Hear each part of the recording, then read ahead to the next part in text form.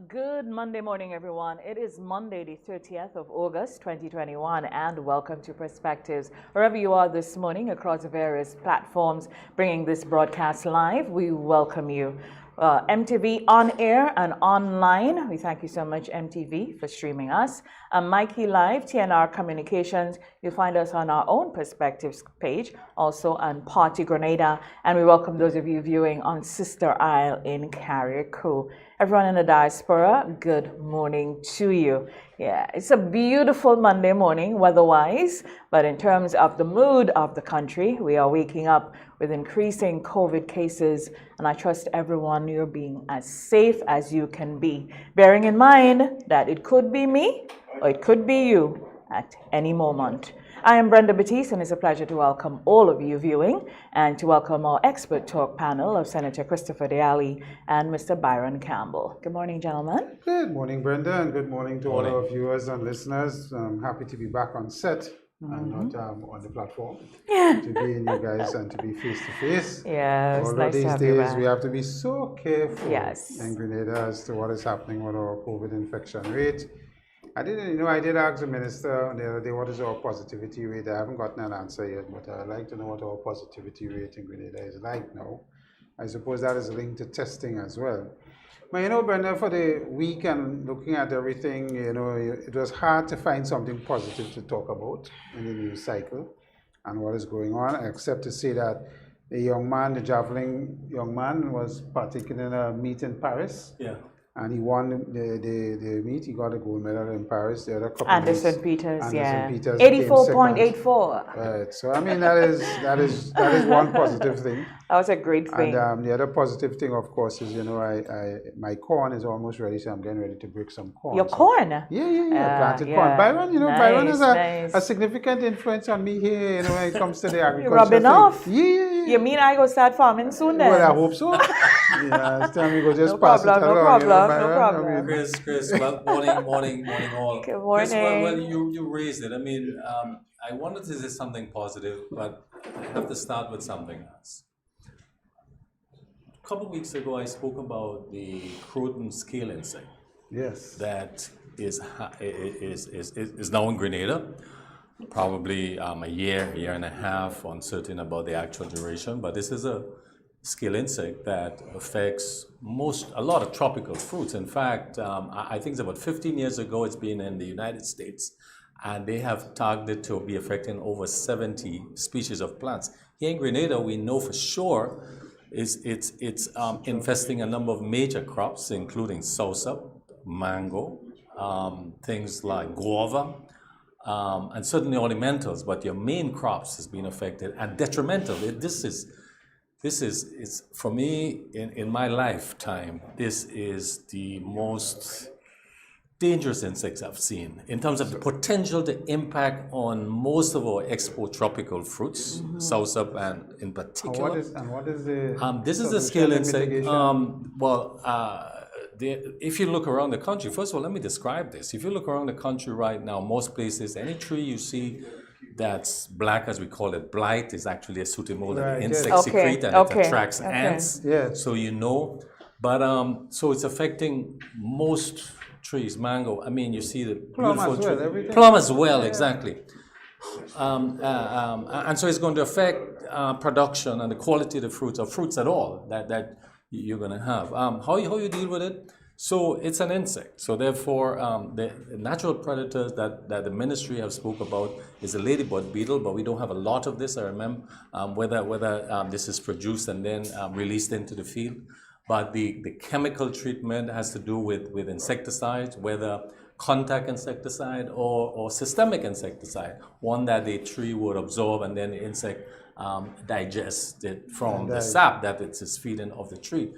So without a doubt, Grenada needs to take note. Certainly the Ministry of Agriculture as a lead force, how in my view, and I'm not creating alarm, this is a crisis in the sector that we have. Yeah, I'm seeing it on trees down in Fort Judy in my area as well. Yeah. Seeing it. Yeah, I've seen it Yeah. on limes, Yeah. black and I've seen it blight. on Yeah. some mangoes. Yeah. So, but you say it's treatable? Yeah, it's Okay. treatable, but you need a more or less campaign because, for example, let me just explain this briefly because everyone should know about this. So if you're going to use whatever, let's say insecticide, you're going to kill the mature adults, yeah? But the eggs. So it means that you need to repeat that cycle in another 2 weeks or so. So it has to be a campaign, something that must take place over a period of time. And these insecticides, major- I'm trusting huh? that the ministry is going to give Yeah. the farmers at a Yeah. price that they could afford. But Yeah. remember, it's one thing to give the farmers, but if you're dealing with a tree, you need some mist blower, which is an expensive item. The average one is about $2,000. So not the average farmer can afford to purchase one. So it has to be So a you have to state, spray the whole tree, support, the the whole whole plant. tree, exactly. Okay. Need to be misted. But anyway, notwithstanding that, and I really hope that hopefully this week the ministry is a meeting to discuss this further and what strategies. I know they're addressing it. They recognize the importance of it. So kudos. But back to the COVID, Chris. I mean, there are some facts in this, Chris. That one, we have community spread. 2 is the Delta version. 3, we have presently up to yesterday 155 active cases and it's rising. 164. 164 now, so it's gone up. Mostly unvaccinated persons, as much as 90% are the ones that are catching it and getting sick in Grenada. So we know that for a fact. So we can say the pandemic in Grenada is primarily it's affecting mostly the unvaccinated persons. So clearly there is a basis to get vaccinated, Chris. It's on to you. Yeah. I mean, and I want to just comment on this issue of where we are and the further measures that government announced over the weekend, last week Friday, I think it was. And I must say I was disappointed in one of the particular measures, and that is the shutdown of restaurants in terms of in-room dining and what that is supposed to accomplish. Because I am of the view that I didn't see how that would really control what we're having now with the community spread, as you rightfully said.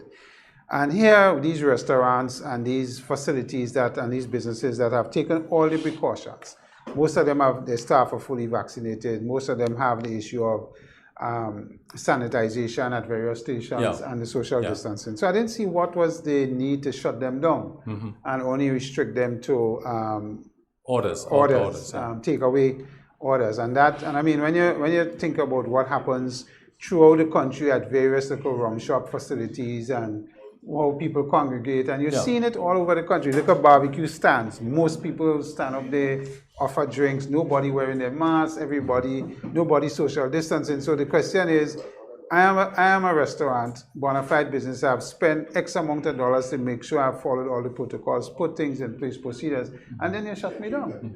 You know, it really doesn't send a message, I think, that says to us we need to balance the livelihood issue with it. And I want to make this point, Byron. When you have community spread, I am not understanding how shutting down the country or increasing the quarantine period at the entry at the airport is going to help with community spread. To me, the only way to deal with community spread when you have it is behavioral. Our people have to understand that the protocols of sanitization, distancing, and wearing of the mask. Vaccination? Yeah. We spoke earlier about traveling on the bus. It's a suite of protocols. Suite of protocols. They have to work together. And could you imagine you're ramming, 15 people on a bus, 4 to a seat on average, and nobody wearing masks? Absolutely no one is wearing masks. You know, how are we going to control that spread? And then we have what is called bus crawl now in Grenada. On a weekend, 3-4 buses getting together and people coming together, music, drinking, they're stopping out parts of the country. That's stopped now. That is on hold. Well, it's supposed to stop, but that is what's happening on a weekend. I'm sure none happened for the last 2 weekends. I want to pick up on the hotel and restaurant bit though. Read the buses. Let me just say what I have observed is that more and more drivers and conductors are wearing their masks, passengers as well. And one of the things I was really heartened by last week was when I saw 2 buses and there was a conductor. He was really passionate because the passengers were insisting they were not picking up people that were not wearing masks.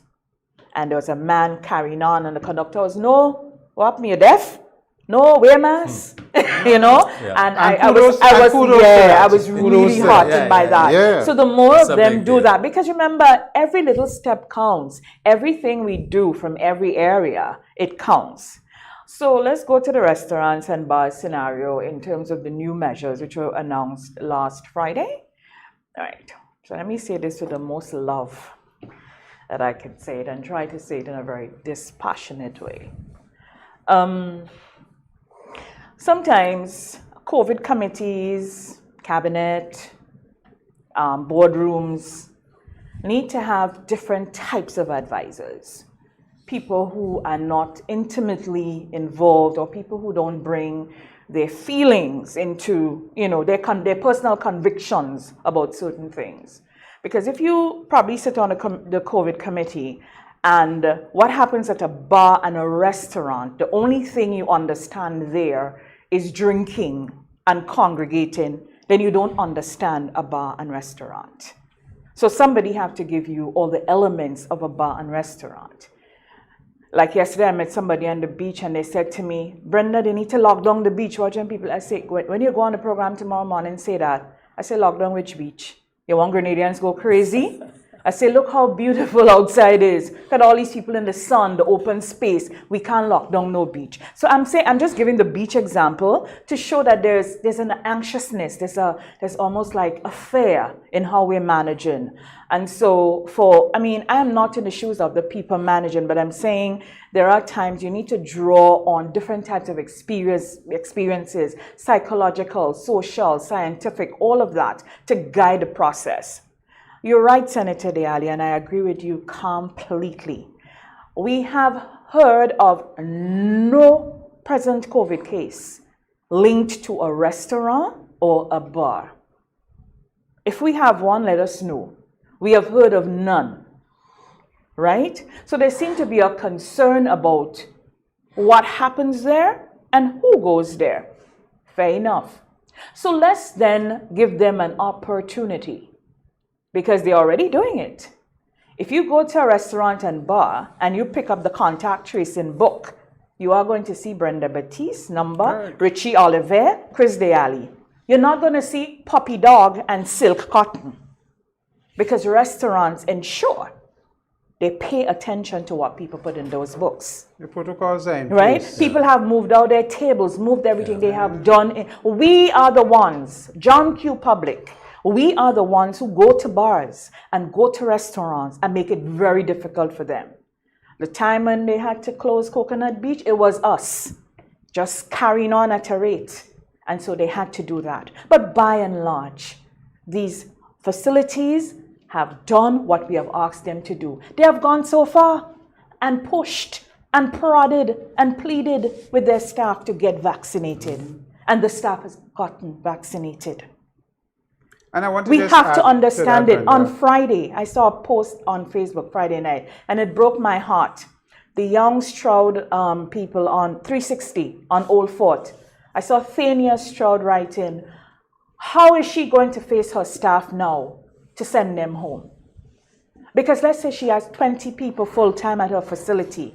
If she's only doing takeout, it reduces that to 5. Yeah. We're balancing lives, we're balancing livelihoods. Let's balance. Because restaurants and bars, right now, they are driving lives and livelihoods in this country.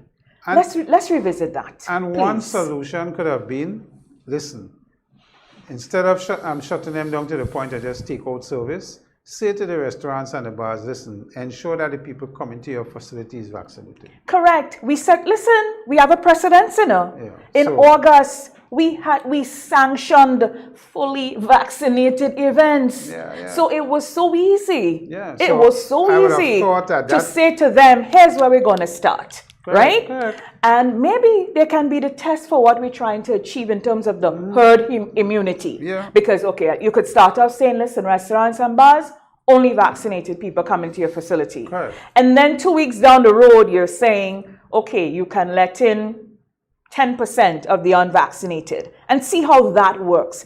I have a feeling, though, that we we're trying hard, yes, and we appreciate that. But we have to, and it's like we have to be willing to do the work. We have to be willing to do the work.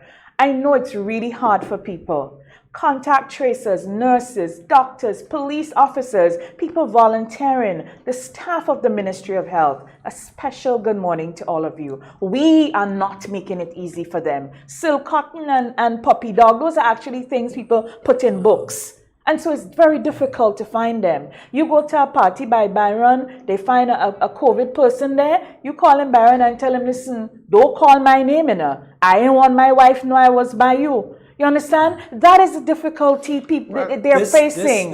We have to. It is a real challenge, and we cannot be as anxious in managing it. We have to calm ourselves. And you know what? You know what we have to apply to this? Strategy. Strategy. Let me tell you, the anxiousness will not stop. No, I'm talking about the management of it. And I'm saying it's going to be as a reaction to what is happening on the outside and how the COVID cycle now in Grenada with the community spread. Because we have never experienced it. We've seen other countries around us with it, but we haven't really experienced it ourselves to understand how we're going to deal with it. And I want to transition the conversation to mandatory and whether or not we should be still encouraging mandatory vaccinations, because that is a big discussion topic still regionally and whereas. And I still hold a view, and it may be not the right view, but I still hold a view for one particular reason. For one particular reason I'm going to say in a while. I am in support of mandatory vaccinations, and I continue to say that for special places like special sectors like security forces, customs, immigration, frontline nurses and doctors. And I don't see, and I don't see the challenge, because proportionality and reasonableness legally is a construct you argue for these things. And I have, from most of the people that you hear speak about this is about a pandemic, a life and death situation. So there is reasonableness, there is proportionality in how you do it, because you're not saying it's mandated for everyone, but for the frontline people who are the greatest risk. So it is important. And let me just add on top of this. Could you imagine a situation in our hospital facilities or medical centers throughout the country where our nurses who are not vaccinated for whatever reason start getting sick? How do they deal with the people that is going to come? Not necessarily for COVID, but for any other illness, any other issue. It's going to be compromised. But I think one of the biggest challenges worldwide, and I saw that play out yesterday. I was looking at American television yesterday, all the different programs, is that people are saying, you're mandating this, but listen, vaccinated people are getting COVID too. So that is the hump where the unvaccinated is not seeing that, listen, I stand a greater risk of getting very sick or, expiring as opposed to somebody. So people are holding on to that. So I think as COVID evolves, and we're going to be talking to Dr. Alexis in a couple of minutes, and she probably can help us with some of this. But I think as a perception already, people are holding on to this thing, and vaccinated people getting it too. So it becomes hard. But the Canadians just mandated vaccination for the security forces and the frontline people. Right. And you're seeing more and more countries go down that road. Right. But in environments like ours, where we can see if our security and our medical team gets compromised, we'll be in a lot of trouble. The mandatory for certain sectors, I tend to agree with that. I want to support, not in mass. I want to support the selective sectors, as you say, frontline workers. But I want to come back to a point that you both were commenting on earlier, and that was, how do we manage a pandemic in terms of restrictions and control? And because this is live, it is happening now, there's no history of this. We've seen various strategies from various countries. New Zealand have moved to a lockdown for one case because their position is there must be zero of this virus in our environment. And various countries, whether it's in Europe or America or the Caribbean islands, different strategies. Jamaica, the question, I think about it in the context that here's the pandemic. We have what's the challenge to both security, what's the challenge to our medical services, even pharmacies. We see pharmacies being closed, and what's happening there. How do we control this? How do we bring it under control? And so the debate is on. There's an argument for... You miss an element. How do I feed my family? Well, of course, no, the economics, the livelihoods and the lives that you mentioned, is always part of that equation and must be a part of that equation. It must be consistent with whatever strategy is deployed. And I'm agreeing with that. But what you have to think future, downstream. What if your total hospital services collapse as a result of the pressures that's coming? You have to understand that in this pandemic, it's not only the affected persons from a medical point of view, are not only the COVID cases. In fact, the most affected are the non-COVID cases, because it means that the hospital services have curtailed all elective surgeries and other essential. It's already impacting. Yeah. So that's the key pressure on the wider community that we have to factor in. Let's talk about it. Let's debate it clearly. Can't be knee-jerk. We have to have strategy. The only thing I have about is talking. Yeah. And I heard Prime Minister Miyamotri, and this is about uniting and not dividing, and I agree with that. Big point. Yeah. Big point. But I believe the time for discussions is going to come where we have no choice but to draw a line. Yeah. Because the more we talk and the more we give this virus time to mutate and do what it's doing in the unvaccinated people more so than the vaccinated, it is the more we put in jeopardy what we know in the health system and the public health system. That's right. Yeah. And that to me, because we were told this very early with Dr. Oles when he did his program with us, that we are in a time game. Yeah. The longer we take to get our people vaccinated, to offer some sort of resistance to this vaccine mutating, is the worse it's going to be. That's correct. And we are entering a phase, I believe, we're talking so much about Delta, but we don't know what is happening if we're going to get a super variant coming forward. More mutations on variations. Yeah. And when one sure fact we have in the world right now, the people who are getting seriously ill and dying is the unvaccinated. Primarily. Yeah, primarily. Yeah. 90%, 90+%. Yesterday CDC said 90%. That's right. That's right. You know that the vaccination to some degree works, right? Yes, you could still get infected, but even if you get infected, your situation is not severe. Yeah. You may not just, some people have just a cough, a mild something. So you know that there is a possible solution. Yeah. I get back now to the private sector and livelihoods. I am of the view that as we get more into this community spread issue and the controlling of it, more and more private sector companies are going to get more rigid with their policies. Yes. And what you do. Yes. Because for us, it's a health and safety issue. It is. It is a health and safety issue. And I remember when we had Zika, the amount of people that took out of the workforce, our productivity dropped significantly. Yeah. We have to manage that as well. Yeah. So, well, I mean, look at only last week and what's going to happen this week. Already we have businesses, it's happening. It's already happening. Pharmacies closed temporarily. And we're not talking about the public service, but there are many departments in the public service that have had primary or secondary contacts. They have to send home people, lock down certain sections. Right. And I keep saying that I cannot understand why. I know we have an election coming up in the next year or two, but government needs to take us. I mean, if we have people to vote, it makes sense having an election. You understand? Yeah, I think the vaccine... Let me just go back to the politics a bit. You mentioned Mia Motley, and I adore that woman. Really, I do. Everybody seemed to be lauding her position on the situation with how she's saying Barbados and them talk and talk and talk. Yeah. That was not her original position. No. Nope. She started to mandate. She went on vacation for 3 weeks. She didn't leave Barbados. Yeah. And Barbadians started to march. Yeah. And they started to make noise. Yeah. And they started. So in her rest and relaxation period, the very smart and erstwhile woman saw that, hey, I ain't gonna get through with that. Yeah. So she varied her style to suit the situation. And that is what leaders do. She observed and she listened. So she came back refreshed on a Saturday afternoon last week, Saturday, after her 3-week break, and she had new vision.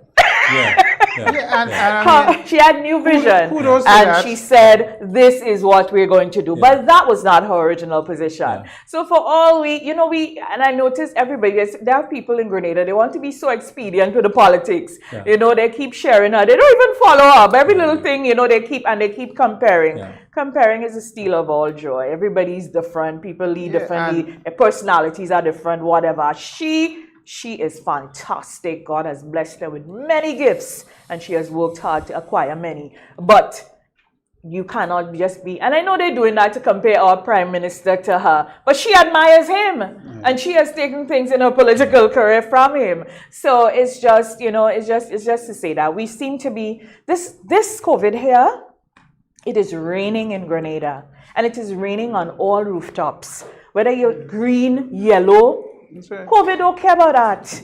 So, as you and Mr. Campbell seem to know when the election will be, right? He called it how much months ago, you just said it. No, listen, we have by 2023, it is June by 2023.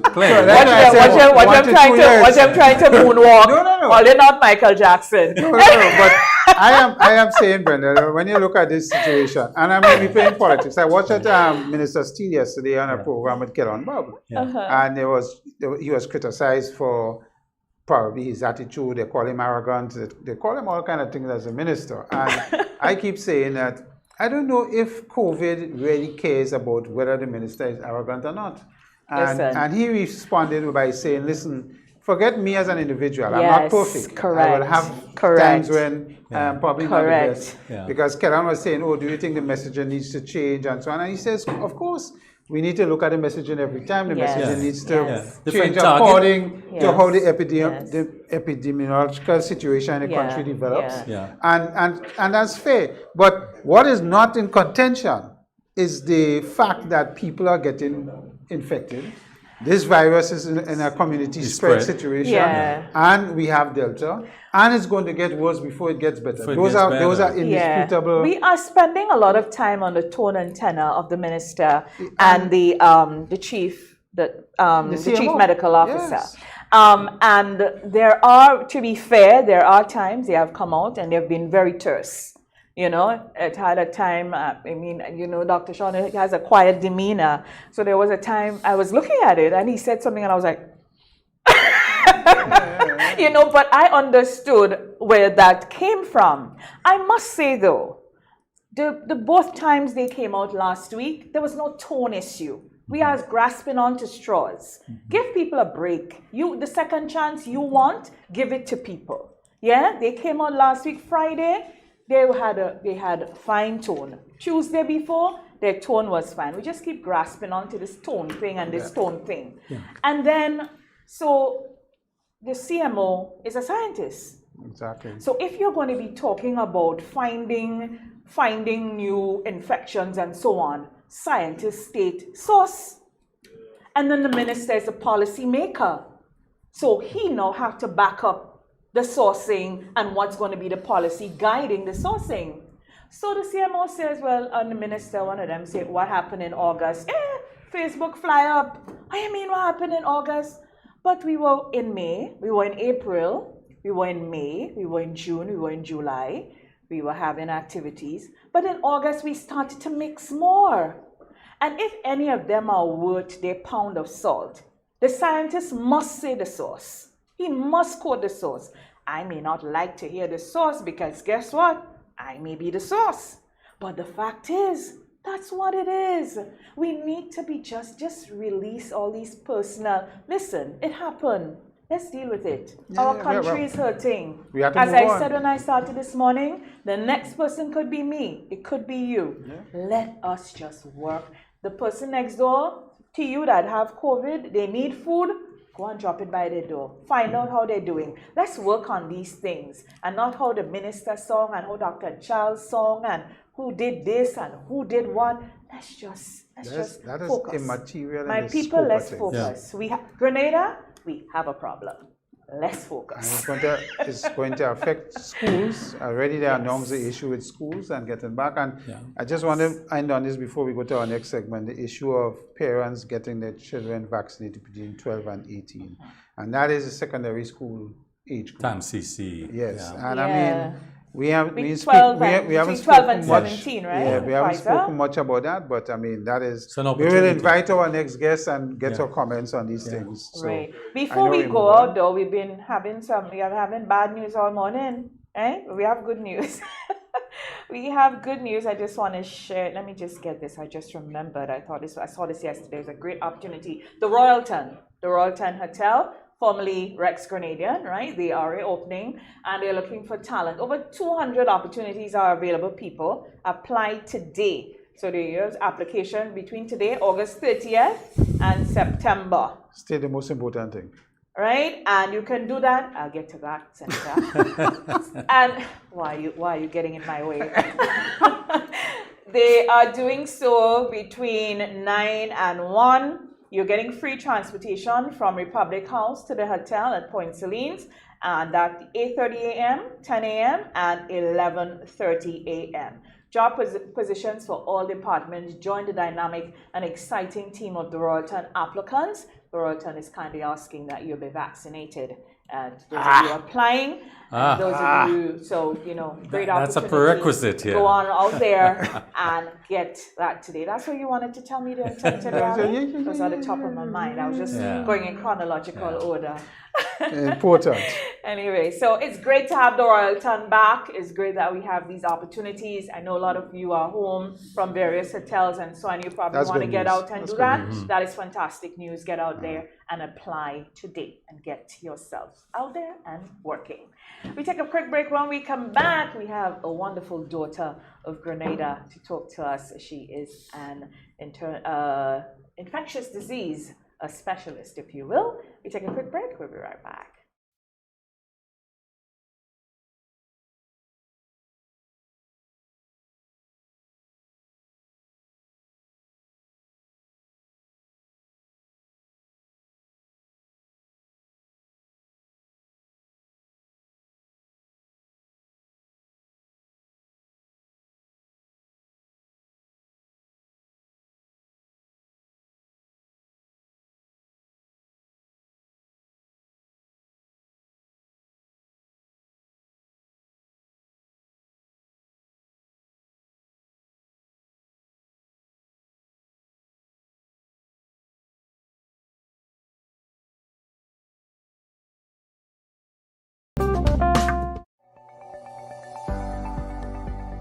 Get Vax. It's your best shot. Hello. A message from the Ministry of Health.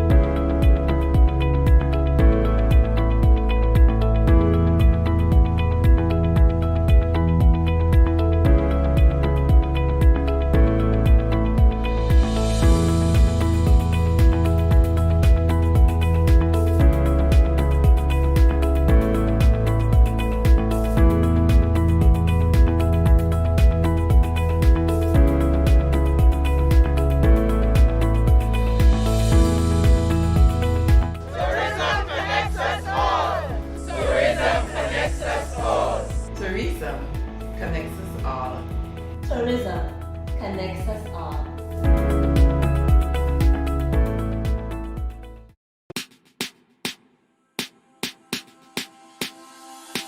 Hey, are you gonna wear your mask today?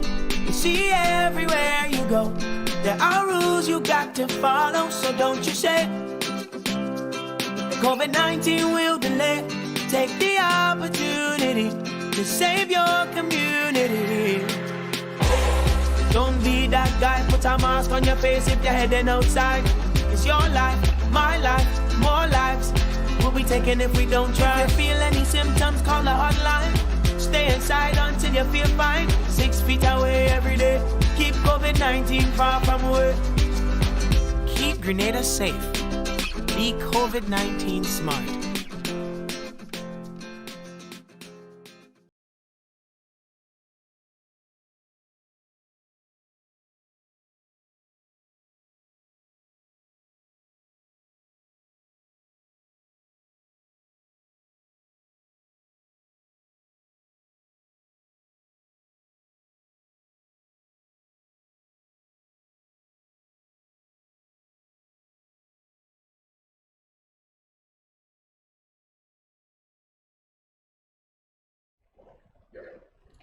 Welcome back to Perspective. If you're just joining us, good morning to you. This morning, our special guest panelist is Dr. Molara Alexis. She is an infectious disease specialist in San Bernardino, California. She's currently licensed to practice medicine in the states of California, Ohio, Michigan, and she's affiliated with the St. Bernardine Medical Center. In terms of her education and training, she is St. George's University medicine class of 2005, SUNY Health Science Center and Brooklyn Residency Internal Medicine 2008-2011, the Henry Ford Hospital Wayne State University Fellowship Infectious Diseases 2012 to 2014. She sits on the American Board of Internal Medicine. Dr. Alexis hails from the community of St. Paul's, St. George, and she is the daughter of constitutional lawyer Dr. Francis Alexis QC, and she is also proud alumni of the Anglican High School. It is a pleasure to welcome from San Bernardino, California, Southern California, very early in the morning there, to welcome Dr. Molara Alexis. Good morning. Good morning, Ms. Baptiste. Thank you so much for having me on the program. A warm welcome and a warm, rather, good morning to my family in Grenada, the entire Grenadian family. A warm welcome to you, and thank you for being here as we talk about this important issue. Thank you so very much. And I must say thank you for waking up early. I know you're about 3 hours behind. Yes, about that. Yes. So it's very early where you are this morning. Thank you so much. We really appreciate we'll call it national service this morning. That's okay, right? Yes, it is national service. It really is. And it's a pleasure to be here at this time. Right. We appreciate all the professionals in the diaspora who can assist us with this. So I'm going to start. I'm sure you were listening to some of what we're saying, and you currently have a handle of the state of play in Grenada as it relates to COVID, from just having a COVID case a couple of weeks ago. As of yesterday, we are now at 164. Our officials are saying that the Delta variant is predominantly what is impacting the infection rate in Grenada. And we now have 2 vaccines available to us, AstraZeneca and Pfizer-BioNTech. And largely, Dr. Alexis, I think the concern for the folks governing and managing this is really the slow vaccine uptake. But listening to all the debates and everything around, my first question to you, and just I'm asking this on behalf of the general public because it's a concern people seem to have.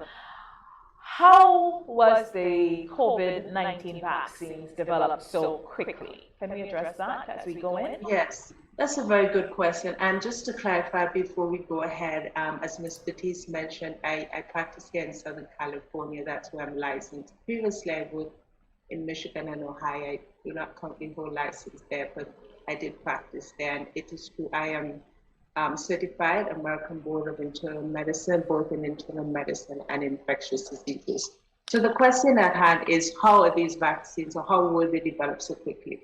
So first we need to talk about traditional vaccines. So in traditional vaccines like the measles, mumps, rubella vaccines or polio vaccines, these are different. So for example, the measles, mumps, rubella vaccines, what happens is that the scientists take a virus and they weaken it so that it cannot cause disease in a human being, and they multiply it. So they get the virus, they weaken it, they multiply it, and they weaken it, and then they use it so that the body is used to this virus so we can produce a response, and thus we become protected. So that's, for example, how the measles, mumps, and rubella vaccine works. And it will take long because you have to get the virus, you have to multiply it, and weaken it. So that would take quite a long time.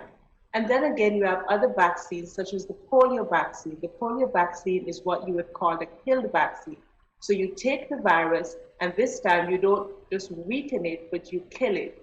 And we could understand that you have to do a lot of multiplication of these viruses to get all of these vaccines, and that will take a while. Now, the new vaccines that we have use a different technology. So we have the mRNA vaccines, of which we have the Pfizer vaccine, and also the Moderna vaccine. And what the mRNA technology is that we are not giving the person a weakened virus or killed virus, but we are giving them the material so that the body will make that protein that's present on the surface of the virus. When you see the picture of the virus, you see these spikes, which are called the crumbs. So the mRNA vaccine, the Pfizer and Moderna vaccine, what we are given, or what the scientists have made, is this kind of a lipid, or what we call a fat buffer. Inside of this buffer, there is this material, the mRNA, that instructs my body how to make the protein that is present on the surface of the virus, so that my body is used to it. So when I come into contact with it, it's already prepared. And mRNA technology is faster than if you want to make a vaccine from a weakened virus or killed virus, because you don't have to be doing all that multiplication of viruses and in the lab and then killing them and weakening them. mRNA technology can be done faster. The other vaccines that we are used to, the viral vector vaccines, of which AstraZeneca vaccine and Janssen vaccine, they are viral vector vaccines. You take a weakened form of a virus, like an adenovirus, which causes a cold, and you put into this weakened virus the material that the body again can use to make the protein that's present on the surface of the cell. So what these vaccines, are doing, they are providing the body with instructions on how to make the protein that's present on the surface of this SARS-CoV virus, the virus that causes COVID-19. So the body knows how to prepare in advance for when it comes into contact with this virus. And so these technologies using mRNA and also with the viral vectors that have the material are much faster than if you have to depend on, getting the virus and multiplying it and then killing it or weakening it. So first of all, the technology is faster. And then the other question that people are asking, well, again, how were they approved? How did they get this approval or emergency approval so quickly? And so in order for a vaccine to be approved, they have to be trials, 3 trials. That's stage 1, stage 2, and stage 3. Traditionally, these trials go one after the other. Stage 1, stage 2, stage 3, where they're looking to see, is this vaccine effective? Is it safe? Is it effective? Is it safe? Is it producing the desired response?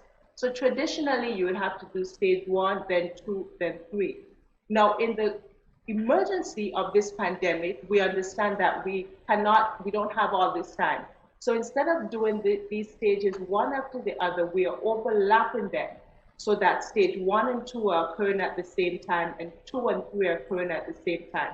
So we are not shortchanging or cutting down on safety or efficacy, but we are just allowing the trials to be run concurrently. So it has to do in essence with the technology that's being used. It's faster technology, and that also the trials are also sped up. And I would presume too also the paperwork would be sped up, because if we have an emergency here in the world, scientists and people would be putting the other things aside and getting paperwork put through quickly so that these vaccines could be made available. So quickly, yes, but in terms of shortchanging efficacy and safety, that has not been done. And we also want to say that the standards for vaccines tend to be higher than the standards for other medications, because vaccines are given to healthy people. So their standards, it would be higher than other treatments that need to be approved. So in short, what I'm saying, because the technology is faster and because the trials were done concurrently, we could get information at a fast time. Right. Dr. Alexis, if you could just center your camera for us so folks can see you. Better? Great. That's better. And I was going to follow up quickly, and you were getting into it, because we are having, there is an overarching concern, just to dovetail on what you explained on how the vaccines were developed, and you address the efficacy and how quickly they were made, and the difference between the mRNA and the AstraZeneca and so. But what steps were taken to make sure that these vaccines are safe? Okay, that's a very good question. So as we said, in the phase 1 trial, that's where you look at safety of the vaccine. What are the side effects it produces? So you would have a few hundred people maybe in a phase 1 trial. You look to see what side effects are people experiencing from the vaccine. And then you also look to see, the immune response, how the body is responding. So in the phase 1 trial, they look at safety. In the phase 2 trial, they do expanded safety controls. So they look to make sure, yes, we saw in this trial it was safe. If in the phase 1 trial they're seeing effects that are not pleasing, that could be very detrimental to people, they shut it down. So in this phase 2 trial, they were able to do expanded safety analysis and determine, yes, indeed, it is safe. So you have both the phase 1 and phase 2 trials where they look at safety. And in the phase 2 trial, they're having thousands more people than even in the phase 1 trial. So this is where the scientists are looking at the people who got the vaccine, looking at the side effects, increasing the number of people who are getting it to indeed make sure that it's safe. Good morning, Dr. Alexis, and I'm happy to hear you Anglican High School alumni, as Brenda took pains to point out. My question to you is this. One of the debates we have on the hesitancy side in Grenada is that the speed affecting the quality of the vaccine. So I heard you speak about the fact that the new technology on mRNA and the viral vectors and so on. The issue is that a lot of people believe, vaccines like polio and so on took years to develop, but now we have these things happening in 6 to 9 months, and there's no way they could be safe. That is the first one. The next one is FDA versus emergency use. In Grenada, we have had a lot of conversations about, but look, we have emergency use, WHO approved this for emergency use, but the US have not approved, the FDA in the US have not approved these vaccines. And so, we're concerned because the FDA's protocols may be more rigid and so on, so we're not taking the vaccine that is not FDA approved. Of course, Grenada don't have an FDA and so on, but that is the talk you will hear. So from your perspective, emergency use versus approval by an FDA organization, is that affecting the quality or the use of the vaccine? And of course, the speed that you spoke about, how does that affect quality? Because we have a number of vaccines. We have Johnson & Johnson, Moderna, and so on. But you hear most of the specialists and the scientists like yourself saying they're all good vaccines. So, when you hear those pushback, what are your thoughts on that? To answer Senator on the speed, I should say that although these are the first vaccines, for example, this is the first mRNA vaccine, the technology is not new. So in essence, it's not like in let's say March last year, somebody decided, let me come up with this mRNA technology. Because when we look into the scientific literature, we see that the mRNA vaccine technology has been studied for years. It has been used, for example, with Zika virus and influenza virus. We're not saying that we have these vaccines available for these viruses, but the technology has been studied.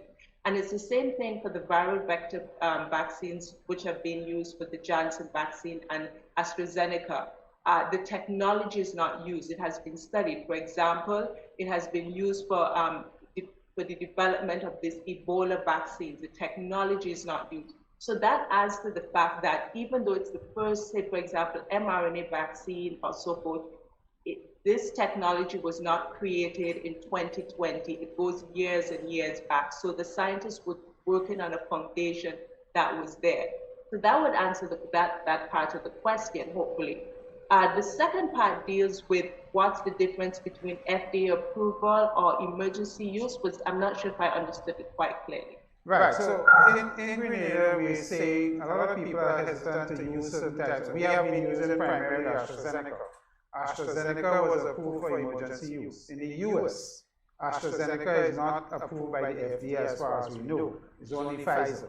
So people are saying, as far as they're concerned, the FDA's protocols are more rigid in terms of approval versus the WHO emergency use protocols. So they don't believe that there is the AstraZeneca is as safe as Pfizer. Yes, thank you for that question. So we understand that this is an international fight, but every country would have its own protocols. The AstraZeneca vaccine was created in the United Kingdom, and when we look at the studies, we cannot, go through all of these here, but we have several studies that show us that the AstraZeneca vaccine is effective in this fight against COVID-19. It is not approved in the United States of America, but that is not saying that it is not an effective or a safe vaccine. So I don't think that we should be saying that it is only a vaccine that is, or in other words, let me put it like this. If there is a WHO approved vaccine, I don't think that it is a correct line of thought to say, well, if the FDA has not yet approved it, that means it's not an effective vaccine. Because the AstraZeneca vaccine has been used, or rather studied in many trials, and we are seeing that it is, if you look at reports from Public Health England, we are seeing lots of reports about how this AstraZeneca vaccine is reducing illness, and it's also reducing hospitalization. So I have it right here. I was looking at that Public Health England coming up 14th of June 2021. It's looking at Pfizer and AstraZeneca vaccine, and both of them have a vaccine efficacy about 90% to reduce the risk of hospitalization, both the Pfizer and AstraZeneca.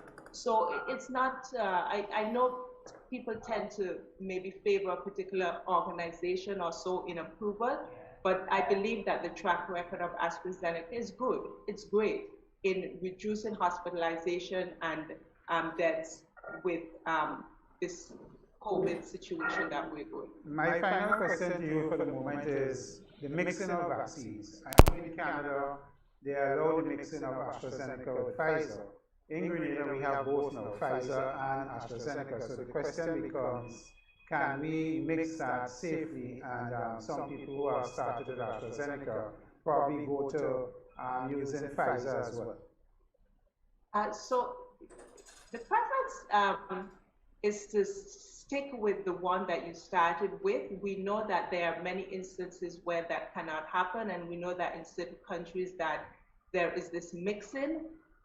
So I believe, we'd have to continue to look at upcoming data about the mixing. I know, for example, the CDC tends to want us to, even with the Pfizer vaccine, if you start with the Pfizer, they don't want you to go to Moderna, because that's how it was studied. We tend to want to do things the way they were studied. The Pfizer vaccine dose 1 and 2 was studied, Moderna dose 1 and 2, Janssen and so forth.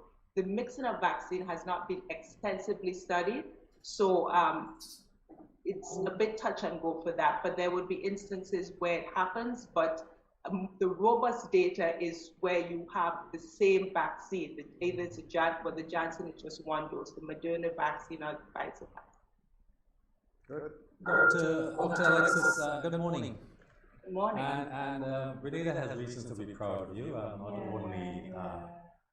Let me say this. The general thought we hear about on the whole pandemic is follow the science. Okay, as you look at Grenada and you see the numbers in terms of the trending, and your understanding of the present measures being undertaken, and from where you are from an international perspective, what are the taken into account lessons learned? What is your advice for Grenada at this particular point in the pandemic? Yeah, I'm here this morning to encourage everyone to be vaccinated. What we are seeing here, certainly what I'm seeing here in Southern California, is that this increase in COVID numbers is primarily among the unvaccinated. I go to work many days and I see people gasping for oxygen, and many of them are unvaccinated. And we just want to share that, so this is my personal observation, that the severe disease is more rampant among the unvaccinated.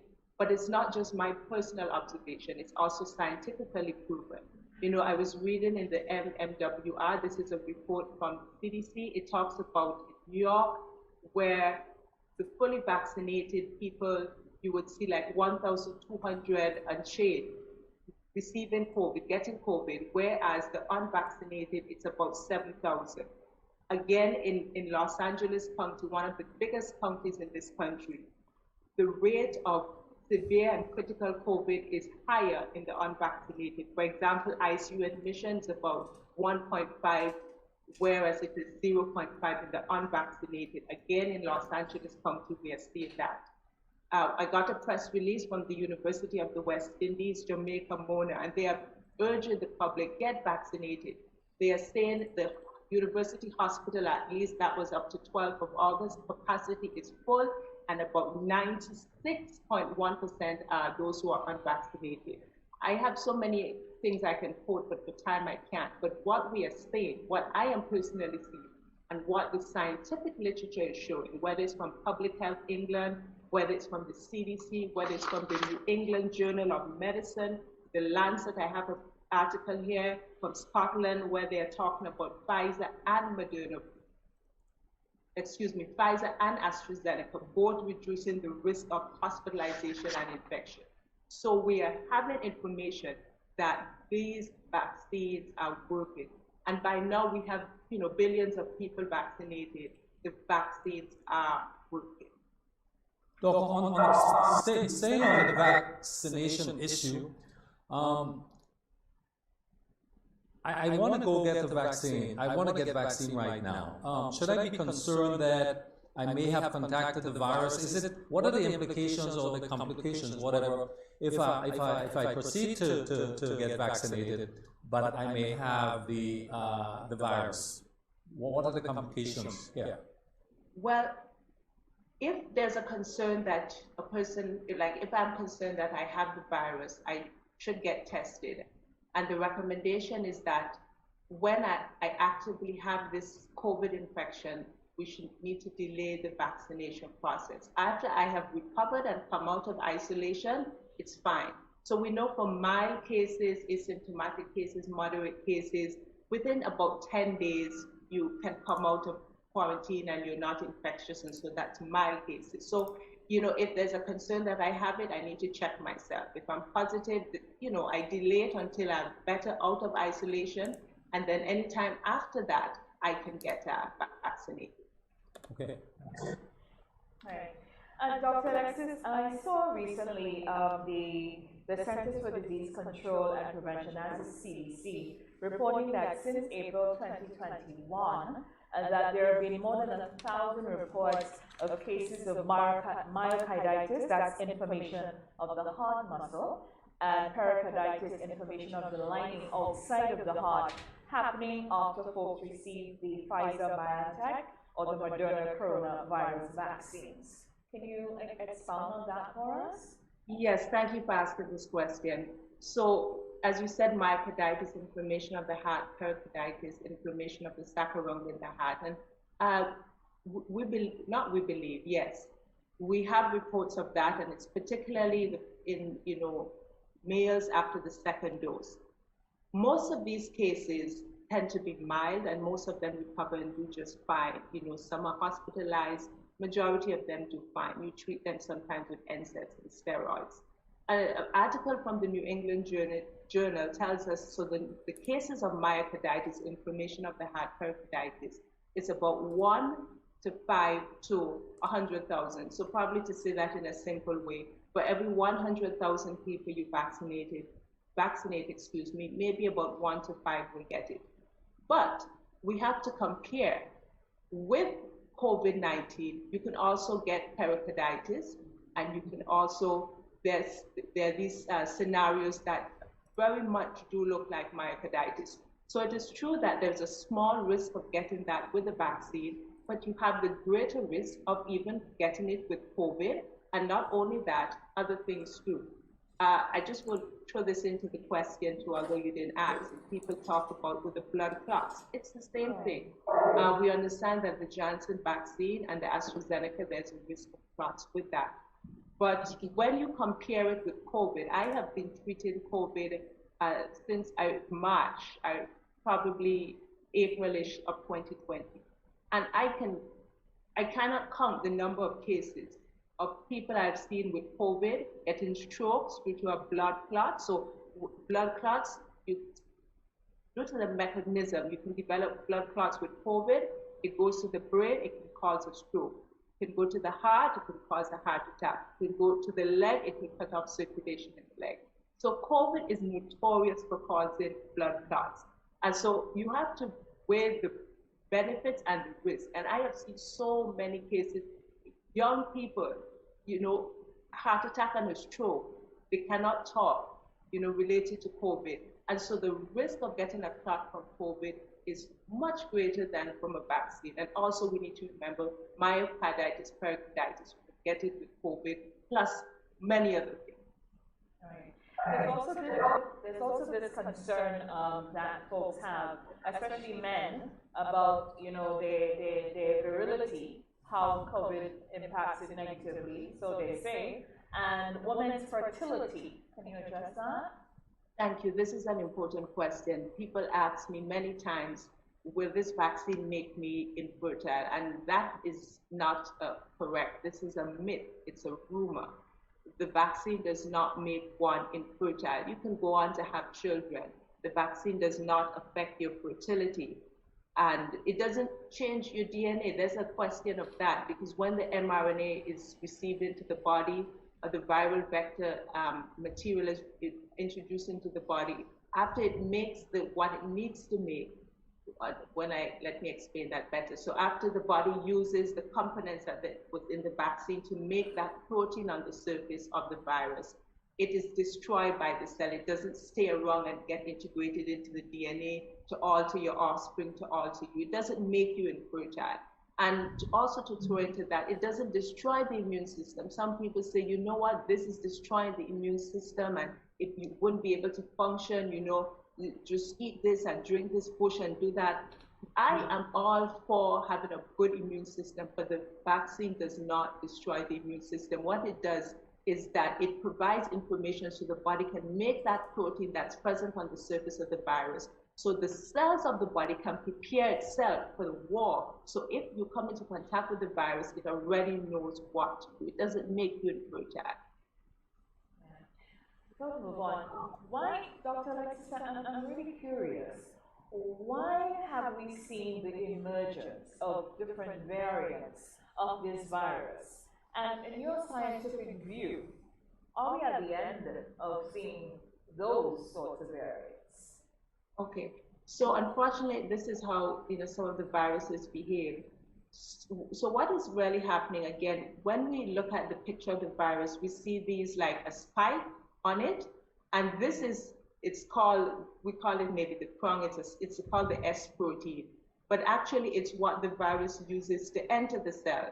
So what the virus does is that it changes the kinds of the proteins that are present, or the amino acids that are present in this S protein, or this spike on the virus, so in an effort to trick the body, and what you call mutate, so it changes. So we had the wild type, and then after a while the virus knows, okay, let me change it up a bit so I can trick the human, and so then we got the alpha, then we got the beta, then we got the gamma, and now we are the delta.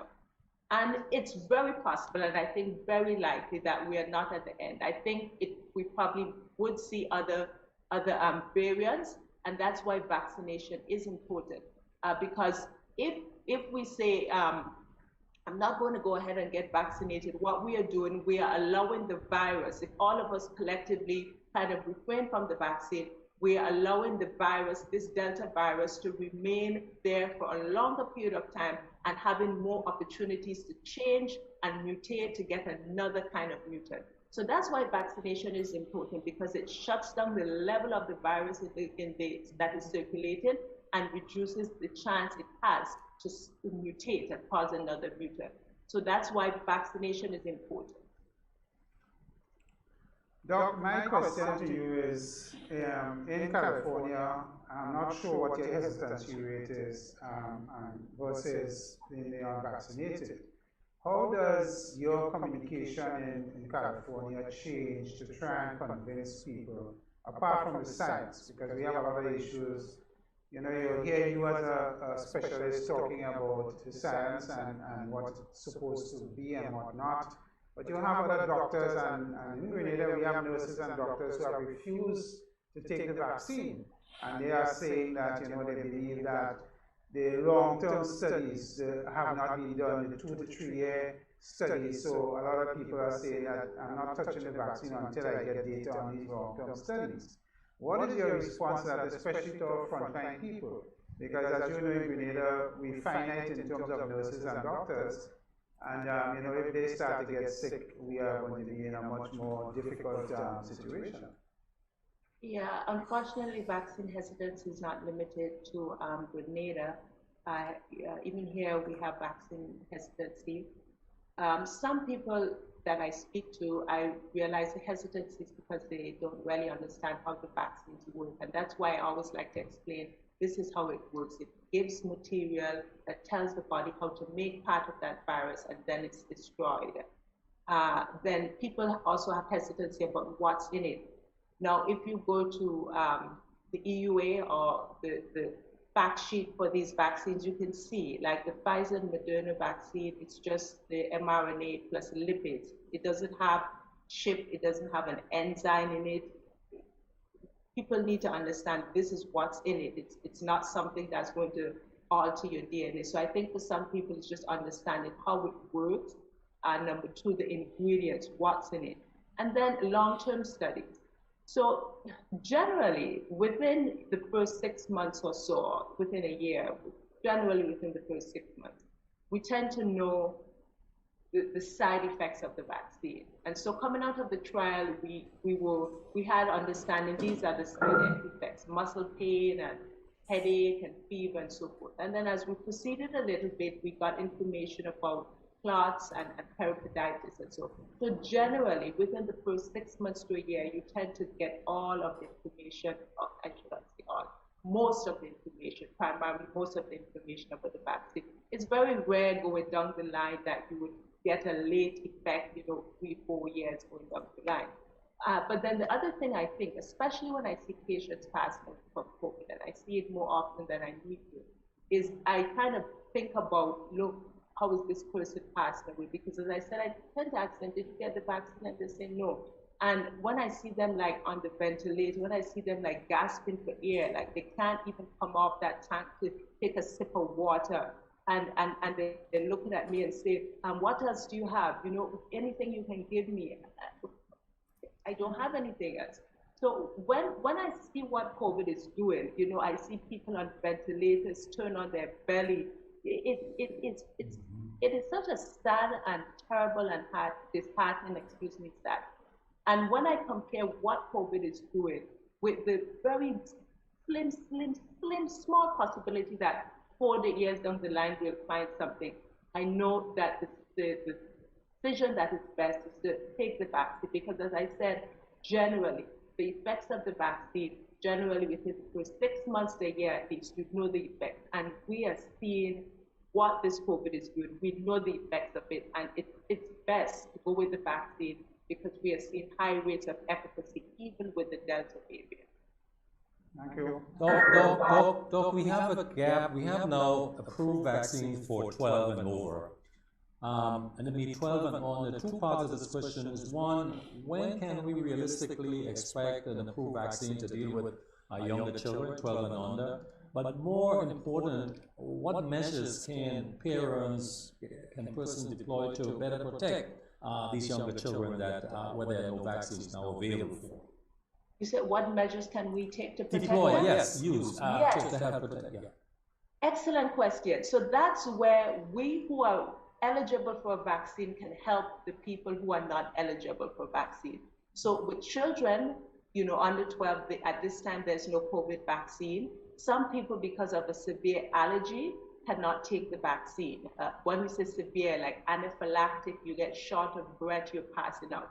So that's why those who are eligible for the vaccine, when we take the vaccine, we are like forming a bubble around them to reduce the chance that they do not get sick. So it's like kind of also kind of looking at it like a act of service. By all of us taking the vaccine, we are creating a bubble around those who cannot take the vaccine. And then again, the things that we always have been talking about, wearing the mask, make sure it's over our nose and face. Sometimes we wear it and it's under our nose. Make sure we cup it. If it's too big, we have to adjust it so that it fits well.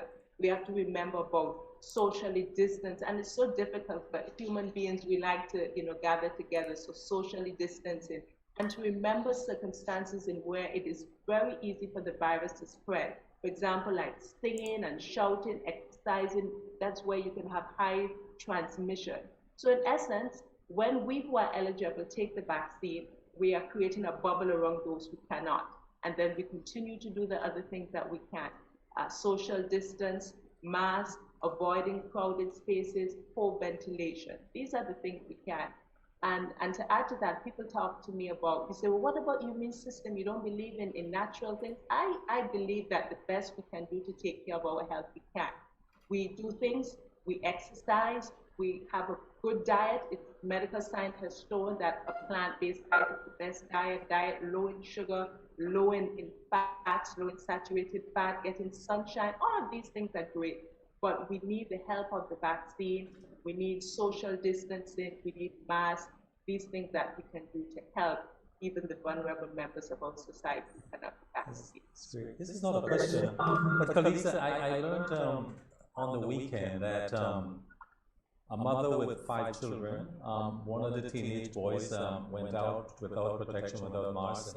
When he came home, probably about 7, 8 o'clock, she told him, no, you can't come in. She just refused to let him. He probably had to go by the grandmother or something. She did this to protect our children, younger children. An extreme measure. Interesting development. I have one final, sorry. Yeah, one final thing for Doc. Probably, we speak a lot about herd immunity. Probably you could explain it in simple terms for people in Grenada, because a lot of people don't believe that, taking the vaccine, and you hear the medical experts say we need to get the herd immunity so that we could protect and create, a kind of, as you rightly said, a bubble to help those around us. So probably you could explain what herd immunity means for some of us. Yes, thank you. Herd immunity means when sufficient number of persons in a population have been vaccinated to significantly reduce the spread of that virus. So if there are 100 people living on an island, for one virus, for example, if maybe 80 people in this country are vaccinated, it means that it's curtailing, it's shutting down the ability of the virus to be spreaded, because it's going to that person, it can't get it. It's going to another person, it can't get it. So we are reducing the number of persons where the virus can live. So if we have 100 people in the island and say 80 of us are vaccinated, the virus is going to 80 people and it can't find a home, it's going to die out eventually. And that's what we want to do in Grenada, Carrickfergus, and Pitumaki, when sufficient people are vaccinated, so that this, not just in Grenada, but all over the world really, so that sufficient people are not able to be spreading it as before we had this vaccine. And what are your thoughts on, most people are saying, we have to balance life and livelihoods. I know that you have explained herd immunity. Are we expected as countries and as nations that in the next 5 or so years or more, that COVID is going to be around with us and we have to be living with this virus? It's a good question. We would all hope that's not the case, but it probably is going to be around for a while. It's probably going to be around for a while, but what we are hoping is that if we get sufficient people vaccinated, it's not going to be a pandemic as it is now. I mean, no one knows the future. COVID is so unpredictable. But I have quoted previously the success rate of the vaccine, and we say no vaccine is 100% effective. Vaccinated people do get COVID. Generally, they do not get as sick. And so what we are saying here is that if sufficient people are vaccinated, this pandemic can be, cut in short. We don't have it spreading as wildfire. For example, we have, influenza going around the place, but not a pandemic at this time. And so we would hope that we could eliminate it, but that may not be realistic. We may still have it around in the community, but we are praying and we are saying that as we get vaccinated, this wildfire spread that we are seeing with COVID, we can reduce it. If we get vaccinated, we could reduce the spread and help out to cut short this pandemic. Right. One of the common things people ask and debate about the vaccines, Dr. Alexis, is how long would it last? So, you know, you get your first, your second shot, you know, and now we're hearing lots of conversations in the United States where you are about booster shots and all of that. So if you could address that for us. And the second part of my question is, as our as our infection rate in Grenada starts to rise, our numbers, and bearing in mind the population size of Grenada, our resources in terms of, you know, both infrastructure and human and all of that, how would you, if you had to advise regarding containment measures as we have the community spread, what would you advise? Okay, I'm sorry, the first question was, how long, people ask how long the vaccines last. Oh, the booster. Yeah. Right, yeah, thank you. So right now, there's been a approval for a booster vaccine and people are immunocompromised. So if you, because of an illness, whether it's HIV or you're on some steroids or methotrexate for some kind of immune condition, your immune system cannot boost a good enough response or maybe a prolonged response as other people. So people are immunocompromised. A third dose is advised now here in this country. Now, in regards to people who are not immunocompromised, it is likely that another booster shot may be needed. And this is not saying that the vaccine is failing, because it's the same thing with the influenza vaccine. You know, every year you need to get a shot.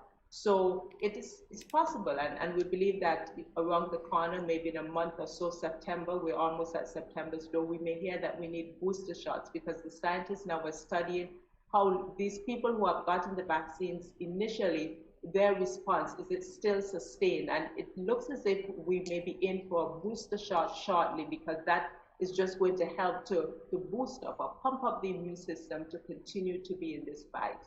Now, in terms of containment measures, this is always a very touchy subject, because we have to balance health with livelihood. You want to be healthy, but you want to be able to make a living. And it's a very difficult and challenging situation. We know the things that, you know, spread the COVID a lot. It's a lot of this crowding. That's why there's this 6 feet distance.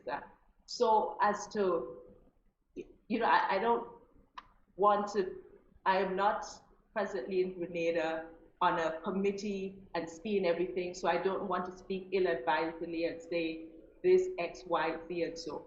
But as the authorities continue to look at the situation, I believe what they are doing and what is the correct thing to be doing is to look to see the danger of this disease in the community.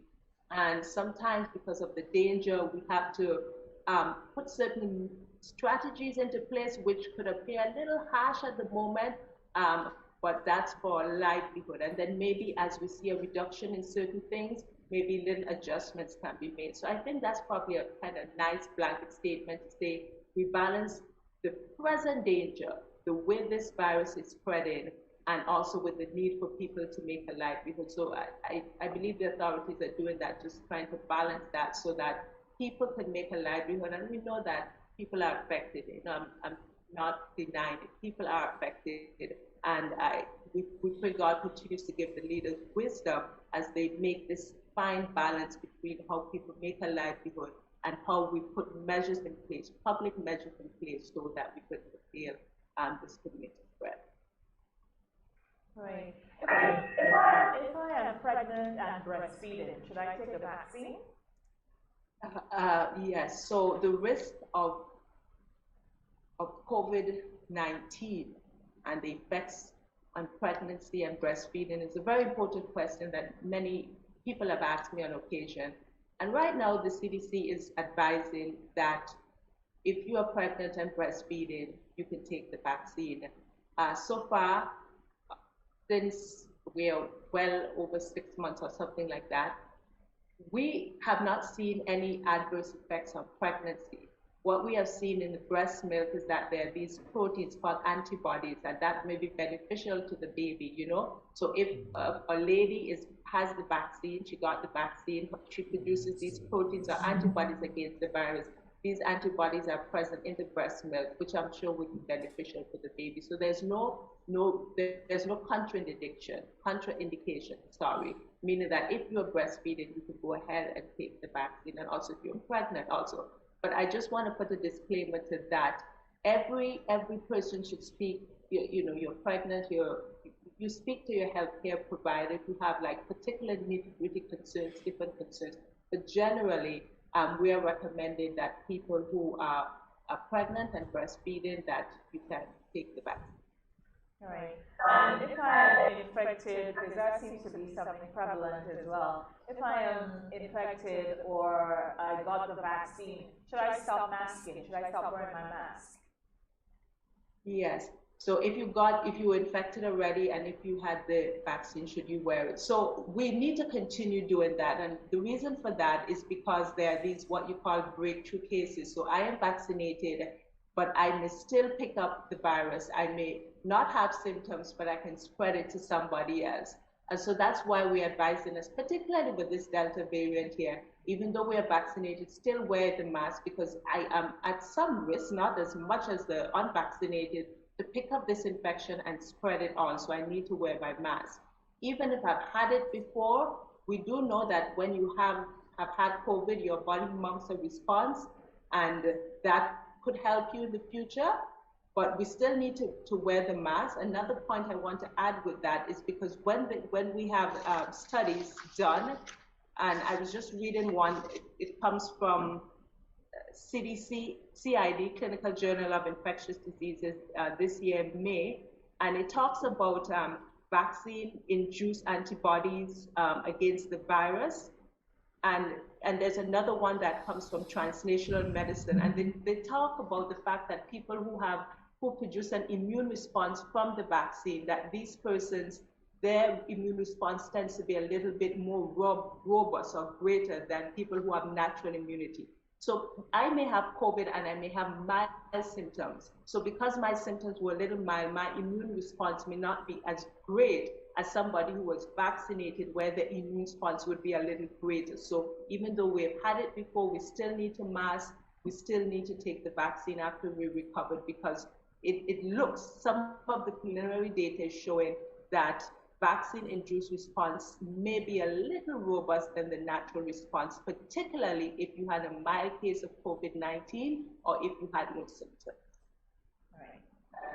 All right, thank you so much, Dr. Alexis. Any more questions, gentlemen? No? All right, so your parting words? Yeah, I just want to thank you again for the opportunity to be on this program and share with our listeners what I have learned from my experience. I just encourage everyone to go out there and get the vaccine. It is, again, I have to put it in, it is not the mark of the beast. There are many people who are concerned about that. That is not correct. So, you know, just know that I am here on the program this morning. I am here as a Grenadian citizen. I am here as a medical doctor. I am here as an infectious disease physician, saying that I've looked at the data. I've had many opportunities to be on different conferences, to see COVID patients, to treat COVID patients. And these vaccines are working, and the benefit of these vaccines is greater than any perceived risk. Not perceived. There are some side effects, and as we said, myocarditis and clots, but the benefits of the vaccination is much better, and it's better to go with the vaccine than to take the chance of this COVID-19 wreaking havoc in Grenada, wreaking havoc on the healthcare system, havoc in people's personal life, tourism, agriculture, everything. Thank you for the opportunity to be here this morning. God bless Thank you so very much, and thanks for everything you do. We are so proud of you. I'm sure your dad is on top of the world this morning, as he always is, looking He is always on top of the world. We need to be.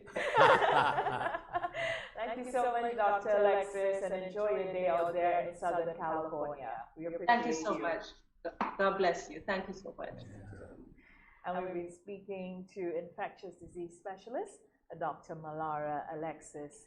And she woke up very early this morning out in Southern California to give yeoman service. That's the kind of resource we have in our diaspora. Many more Grenadians out there like her doing great work. So it was a pleasure to tap into that and bring it to you this morning as a public service. Gentlemen? Yeah, I want to close and, of course, thank Dr. Alexis as well. Again, Grenadian of high repute and, specialities and so on. I mean, it's so great to hear them speak about the science from an objective and not an emotional, subjective point of view. But I want to end this morning by, first of all, commending the Grenada Technical and Allied Workers Union.